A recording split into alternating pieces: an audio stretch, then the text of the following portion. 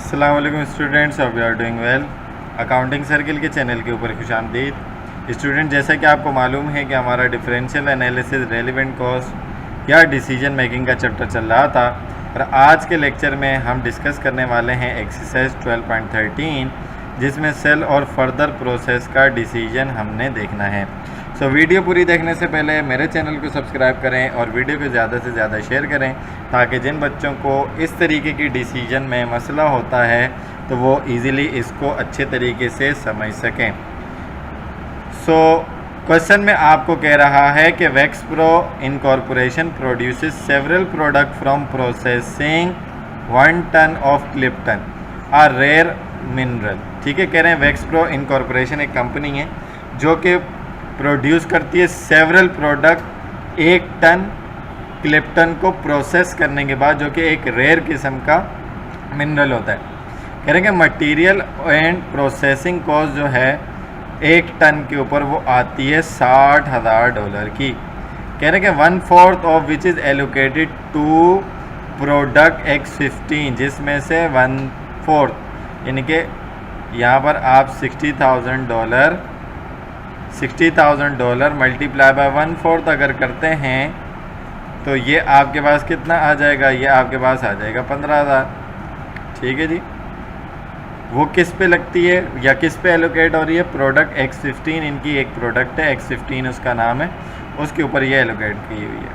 कह रहे हैं 7,000 unit of product X15 are produce from each ton of clipton. 1 ton clipton से product X15 के तकरीबन 7,000 यूनिट जो हैं वो बन जाते हैं। The unit can either be sold, units sold भी किए जा सकते हैं eight the split of point पे फॉर $9 ईच, और प्रोसेस फर्दर, या तो फिर हम उसको मज़ीद प्रोसेस करें फर्दर और टोटल कॉस्ट उस पर लगाएं 9,500 रुपये की, और फिर उसको बेच दें, क्योंकि कॉस्ट लगाई है तो अब यूनिट महंगा होगा। ठीक है जी।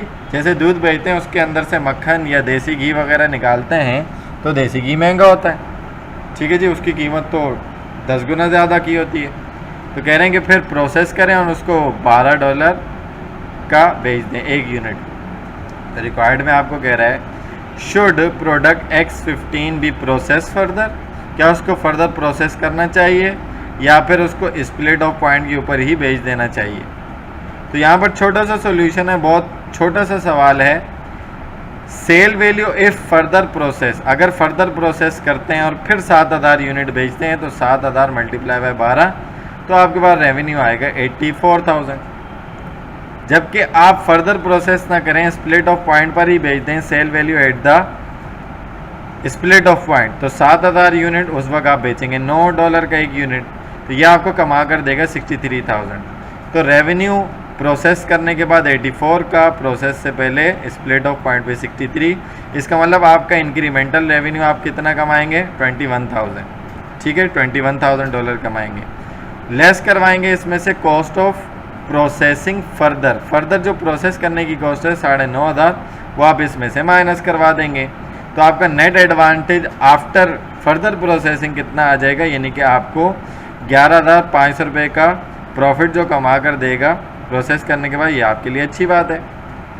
तो यहाँ पर अब आपके जहन में एक बात आ रही होगी कि सर आपने ऊपर कहा था कि $60,000 जो है पर टन पे लगते हैं, जिसमें से 1/4 आपने ऊपर कैलकुलेशन 15,000 की थी, वो भी तो प्रोडक्ट X15 पे क्या होती है? एलोकेट होती है। तो देखें, ये जो 60,000 वाली कॉस्ट थी, cost incurred up to the split of point तक के जो कॉस्ट लग रही थी, वो रेलिवेंट नहीं होती डिसीजन के लिए कि आपने स्प्लिट ऑफ पॉइंट के बाद क्या करना है। ठीक है, जो पहले लग गई वो पहले लग गई, आपने देखना है कि फर्दर प्रोसेसिंग पे जो कॉस्ट लगी है उससे क्या हुआ।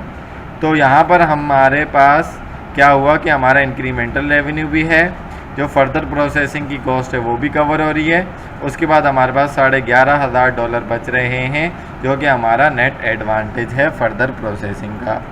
सो आई होप कि ये पूरा क्वेश्चन आपको अच्छे तरीके से समझ में आ गया होगा। अगर इसके अंदर आपको कोई भी कन्फ्यूजन होती है तो आप कमेंट सेक्शन में क्वेश्चन करके पूछ सकते हैं।